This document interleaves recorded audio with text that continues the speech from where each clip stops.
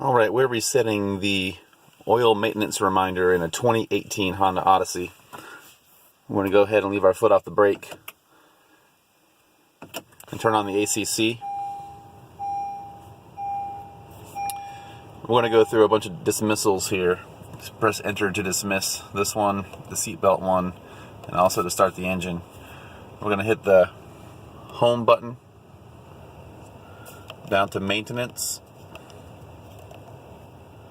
down to oil life.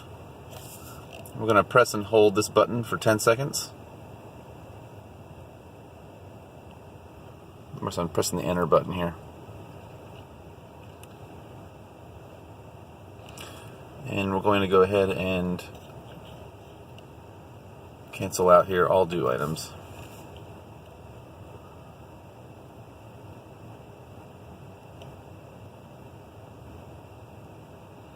There you go, the easy way.